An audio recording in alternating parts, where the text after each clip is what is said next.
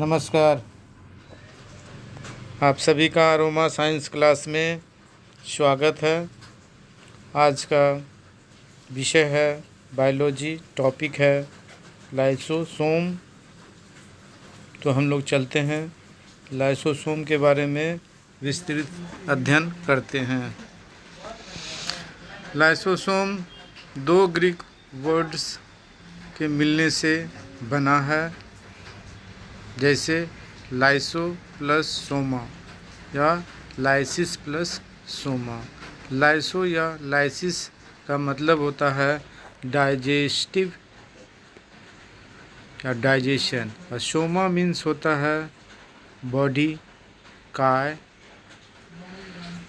तो लाइसो का दूसरा भी मतलब होता है ब्रेक डाउन, टूटना, तोड़ना। तो लाइसोसोम को दूसरी भाषा में पाचक काय या लायन काय या डाइजेस्टिव बॉडी कहते हैं। इसकी खोज क्रिश्चियन डी ड्यूवे ने 1955 ईस्वी में की थी। सी डी ड्यूवे एक बेल्जियम साइटोलॉजिस्ट थे। आगे चलकर एलेक्स बेंजामिन नोविकोव, जो रशियन बॉर्न अमेरिकन बायोलॉजिस्ट थे, इन्होंने इलेक्ट्रॉन माइक्रोस्कोप की सहायता से सेल में लाइसोसोम को देखा और लाइसोसोम नाम दिया। और इन्होंने 1956 ईस्वी में ऐसा बताया। आगे पी मार्टेल ने न्यूरोस्पोरा कवक में लाइसोसोम को खोजा था।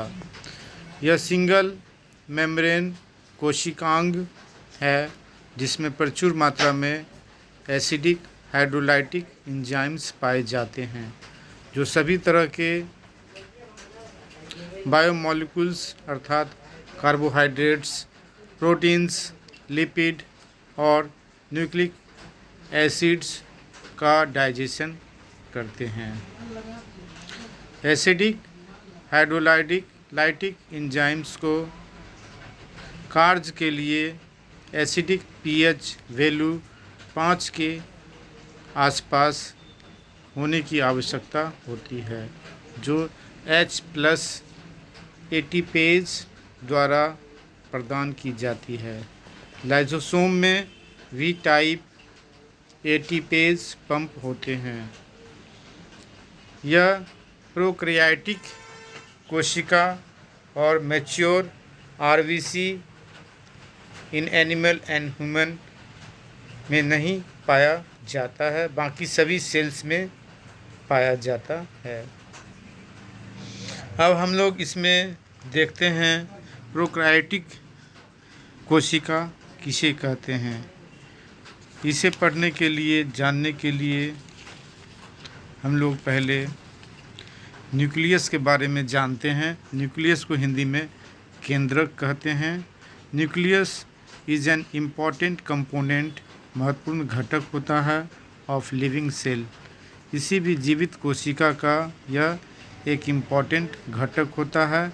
It is generally spherical in shape, और यह गोलाकार आकृति में होता है। सामान्यतः it is located in the centre of the cell. यह कोशिका के केंद्र में मौजूद रहता है। It can be stand, it can be seen easily with the help of a microscope. इससे हम न्यूक्लियस को हम लोग आसानी से माइक्रोस्कोप की मदद से देख सकते हैं। Nucleus is separated from cytoplasm by a membrane called the nuclear membrane. Nucleus को साइटोप्लाज्म से अलग किया जाता है, उसके लिए एक मेम्ब्रेन है जिसे न्यूक्लियर मेम्ब्रेन कहते हैं। न्यूक्लियर मेम्ब्रेन पोरस होता है और it allows the movement of materials between the cytoplasm and the inside the nucleus. यह मटेरियल के मूवमेंट को अनुमति देता है। आगे हम लोग देखते हैं साइटोप्लाज्म क्या है। साइटोप्लाज्म जेली लाइक सब्सटेंस है जो न्यूक्लियस और सेल मेम्ब्रेन के बीच मौजूद रहता है, उसे हम लोग साइटोप्लाज्म कहते हैं। प्रोकैरियोटिक सेल के बारे में हम लोगों को जानना है। प्रो मीन्स होता है प्रीमिटिव और कैरियन मतलब होता है nucleus. The cells having nuclear membrane material without nuclear membrane are called prokaryotic cells. The cells having nuclear material without nuclear membrane, वैसे सभी कोशिकाएं जिनमें न्यूक्लियर मटेरियल होते हैं लेकिन न्यूक्लियर मेम्ब्रेन के बिना होते हैं, उन्हें प्रोकैरियोटिक सेल्स कहते हैं। फॉर एग्जांपल बैक्टीरिया है, blue green algae. Eukaryotic cells, eu means होता है ट्रू और क्रेयॉन मीन्स होता है nucleus. The cells having well organised nucleus with a nuclear membrane are called eukaryotic cells. इसका एग्जाम्पल है चीक सेल्स ऑफ ह्यूमन और onion cells in plant. तो हम लोग इसके बारे में देख लिए। आगे बताया गया कि भक्षाणु सेल्स में प्रचुर मात्रा में लाइसोसोम्स पाए जाते हैं। एसिडिक हाइड्रोलाइटिक एंजाइम्स को दूसरे भाषा में डाइजेस्टिव एंजाइम्स भी कहा जाता है और दूसरे भाषा में जल अपघटनी एंजाइम्स भी बोलते हैं।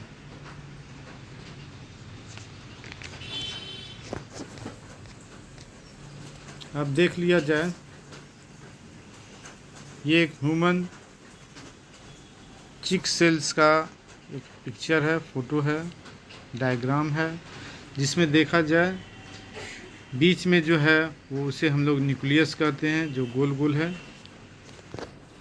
ये वाला भाग इसको हम लोग न्यूक्लियस कहते हैं। और ये जो है भाग सेल मेम्ब्रेन है, इसे हम लोग सेल मेम्ब्रेन कहते हैं।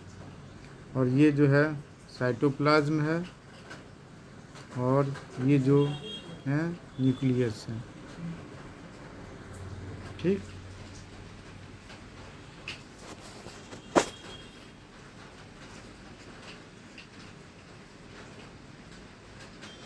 अब हम लोग देखते हैं साइज ऑफ लाइसोसोम। लाइसोसोम का जो साइज होता है 0.1 to 0.8 माइक्रोमीटर होता है और एवरेज साइज इसका 0.5 माइक्रोमीटर होता है। और दूसरे यूनिट में हम लोग 500 नैनोमीटर बोल सकते हैं। अब हम लोग इसमें एक और चीज़ देखते हैं। एक्चुअल में 1 माइक्रोमीटर इक्वल टू कितना मीटर होता है, तो 1 माइक्रोमीटर इक्वल टू 10⁻⁻⁶ मीटर होता है। माइक्रोमीटर को हम लोग माइक्रोन के नाम से भी जानते हैं।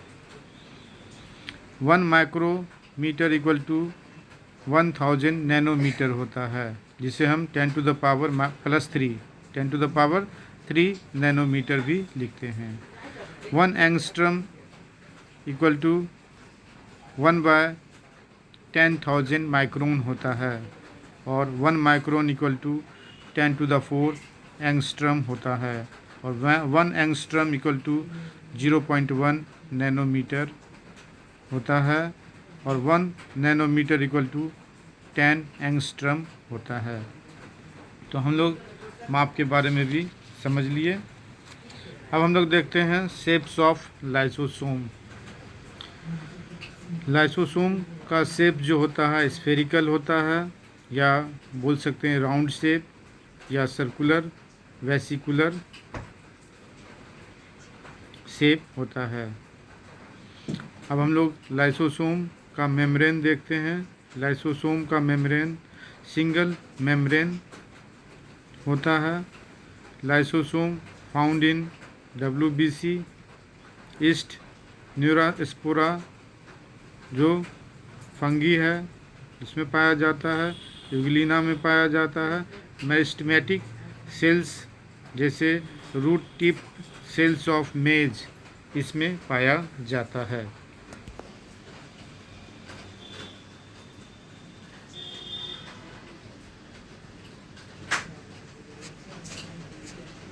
दूसरा बात देखते हैं, लाइसोसोम के बारे में बताया गया है कि lysosome animal cells human cells में तो पाया ही जाता है, लेकिन उच्च श्रेणी पादपों में कम मात्रा में पाया जाता है। Formation of lysosome.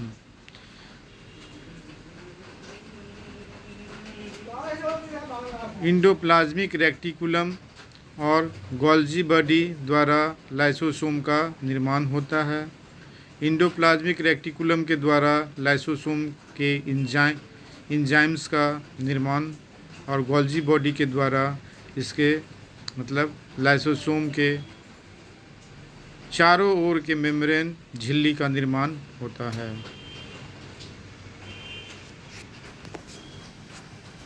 अब हम लोग देखते हैं लाइसोसोम के प्रकार। लाइसोसोम के प्रकार। लाइसोसोम 4 प्रकार के होते हैं। पहला प्राइमरी लाइसोसोम, दूसरा सेकेंडरी लाइसोसोम, तीसरा रेसिडुअल बॉडी और चौथा ऑटोफैगोसोम्स। तो सबसे पहले हम लोग चलते हैं प्राइमरी लाइसोसोम, जिसे हम लोग सेक्रेटरी वेजल्स भी कहते हैं। जब लाइसोसोम का निर्माण होता है तो इसमें एसिडिक हाइड्रोलाइटिक एंजाइम्स उस समय इनएक्टिव होते हैं। यह acidic hydrolytic enzyme acidic medium में ही काम करता है। इसे स्टोरेज ग्रैन्यूल्स भी कहते हैं। Secondary lysosome. यह प्राइमरी लाइसोसोम और फैगोसोम या वैक्यूल्स के संलयन से बनता है। इन्हें डाइजेस्टिव वैक्यूल्स कहते हैं या इसे हेट्रोफैगोसोम भी कहा जाता है। Secondary lysosome primary lysosome plus food. अब इस चित्र में आपको दिखाया गया है, यहाँ पर इस चित्र को में ठीक यहाँ फूड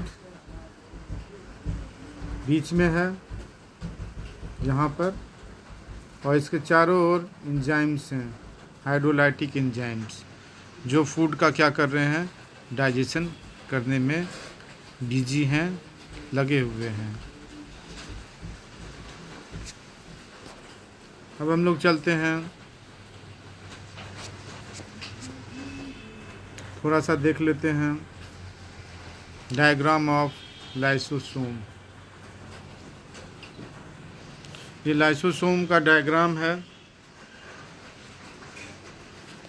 ये वाला जो पार्ट है इसको मेम्ब्रेन कहते हैं, और ये जो पार्ट है इसको हम लोग ग्लाइकोसिलेटेड मेम्ब्रेन, जो प्रोटीन का ट्रांसपोर्ट करता है। बीच वाला जो ये भाग है इसको हाइड्रोलाइटिक एंजाइम्स का मिक्सचर कहते हैं। ये हरा वाला जो पार्ट दिख रहा है इसको हम लोग लिपिड लेयर के नाम से जानते हैं, लिपिड लेयर के नाम से जानते हैं।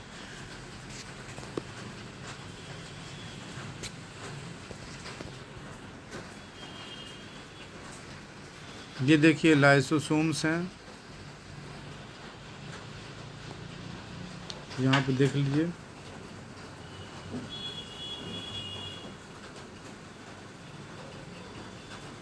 यहाँ पे देखिए, ये जो है ये क्या है, लाइसोसोम्स है। अब देखिए लाइसोसोम का तीसरा जो पार्ट है उसको रेसिडुअल बॉडी कहते हैं। लाइसोसोम में अपचनीय सामग्री या अवशिष्ट सामग्री होती हैं, जिसे एक्सोसाइटोसिस द्वारा सेल से आउटसाइड किया जाता है, बाहर कर दिया जाता है। लिपोफ्यूसिन ग्रेन्युल अपशिष्ट काय पदार्थ सामग्री को लिपोफ्यूसिन ग्रेन्युल्स के रूप में जीव द्रव के भीतर रखा जाता है। ऑटोफैगोसोम्स वह लाइसोसोम जिसके द्वारा स्वयं की सेल्स जैसे माइटोकॉन्ड्रिया या अन्य कोशिकांगों को अपघटित किया जाता है, डाइजेस्ट कर दिया जाता है, नष्ट कर दिया जाता है, उसे ऑटोफैगोसोम या साइटोलाइसोसोम कहा जाता है। अब हम लोग देखते हैं लाइसोसोम का पीएच वैल्यू कितना होता है। लाइसोसोम का पीएच वैल्यू 5 के आसपास होता है, 4.8 to 5। और साइटोसोल जिसे हम लोग जीव द्रव्य कहते हैं उसका पीएच वैल्यू 7.2 होता है। अब हम लोग पढ़ते हैं diseases related to lysosomes. Lysosomes के में गड़बड़ी हो जाने के कारण कौन कौन सी बीमारियां होती हैं उसके बारे में हम लोग पढ़ते हैं। पहला बीमारी है गुचर रोग। इसके 3 टाइप्स हैं, टाइप 1, टाइप 2, टाइप 3। दूसरा है पोम्पेस रोग। तीसरा है टे सेक रोग। चौथा है नीमैन पिक डिजीज़। पाँचवा है फैब्री डिजीज़। और छठा है म्यूकोपॉलीसैकेराइडोसिस डिजीज़। अब हम लोग पढ़ते हैं functions of lysosome. Functions of lysosome. पहला फंक्शन है फैगोसाइटोसिस या पिनोसाइटोसिस के माध्यम से कोशिका में प्रवेश करने वाले कणों का डाइजेशन करना, जिसे हेट्रोफैगी के रूप में भी हम लोग बोलते हैं। यह डाइजेशन एक्स्ट्रा सेलुलर डाइजेशन के अंतर्गत रखा गया है। दूसरा है सेल के इंटरनल पदार्थों का डाइजेशन करना, जिसे ऑटोफैगी कहते हैं। इसे सेलुलर डाइजेशन के रूप में भी जानते हैं। तीसरा है ऑटोलाइसिस प्रक्रिया से ओल्ड सेल्स या इन्फेक्टेड सेल्स को नष्ट किया जाता है। ये लाइसोसोम का यह भी फंक्शन है। सेल के सभी लाइसोसोम्स फट जाते हैं, जिससे इसके सभी डाइजेस्टिव एंजाइम्स कोशिका अंगों को डाइजेस्ट करने लगते हैं। इसी कारणवश लाइसोसोम को आत्मघाती थैली, सुसाइडल बैग ऑफ सेल या सुसाइडल सैक्स ऑफ द सेल के नाम से हम लोग जानते हैं। चौथा इसका काम है lysosome helps in cell division. कहने का मतलब यह है, जैसे ही लाइसोसोम कोशिका में भर जाते हैं, ठीक उसी समय सेल विभाजन, कोशिका विभाजन शुरू हो जाता है। लाइसोसोम ह्यूमन बॉडी या एनिमल बॉडी या बॉडी का सफाई कर्मचारी कहलाता है, सुसाइडल बैग कहलाता है, हिंदी में आत्मघाती बम भी इसे कहते हैं। पांचवा इसका काम है क्रोमोसोम्स को अलग अलग करने में सहायता प्रदान करना। छठा काम है अंकुरित सीड्स में संचित फूड का डाइजेशन करके जर्मिनेशन हेतु उपलब्ध कराना। सातवां है works as janitors of the cell. Lysosomes remove junk which may accumulate in the cell helping to prevent diseases. Lysosomes क्या करते हैं, जंक को हटाते हैं, जिससे सेल जो है क्या होता है, सेल में जो इकट्ठे रहते हैं हो जाते हैं उसे हटाता है, और इस प्रकार जो डिजीज़ होता है उसे दूर भगाता है। अब 8वां काम है स्पर्म का लाइसोसोम। स्पर्म का लाइसोसोम अंड झिल्ली का डाइजेशन करता है। अब हम लोग पढ़ते हैं ओरिजिन। ER का मतलब होता है इंडोप्लाज्मिक रेटिकुलम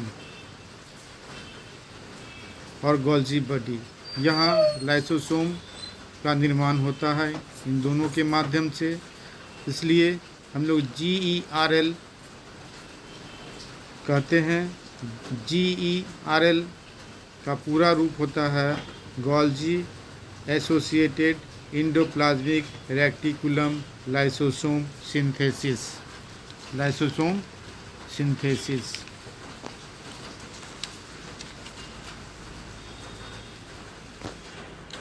अब इसमें देखते हैं लाइसोसोम का यहाँ एक पिक्चर बताया गया है, किस प्रकार अपशिष्ट पदार्थ का निष्कासन होता है, किस प्रकार भोज्य पदार्थ प्रवेश करता है, कैसे लाइसोसोम बाहर करता है अपशिष्ट पदार्थ को।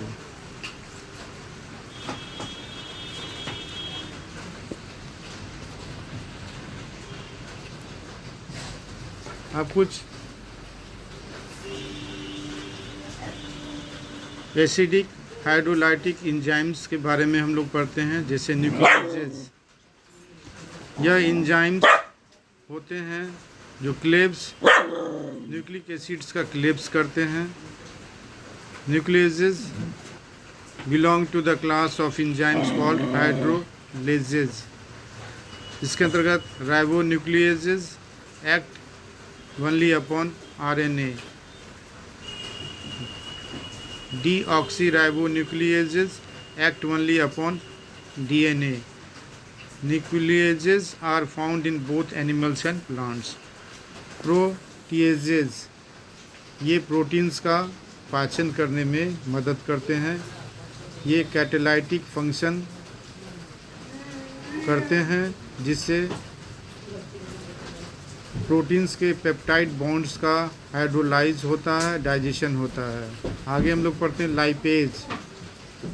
It's function is to digest fats and lipids, helping to maintain correct gall bladder function. Our body uses it to break down fats and lipids in food, so these can be absorbed in the intestines. Lipase is produced in pancreas, mouth and stomach. Along with lipase, pancreas secretes insulin and glucagon, two hormones the body needs to break down sugar in the blood stream.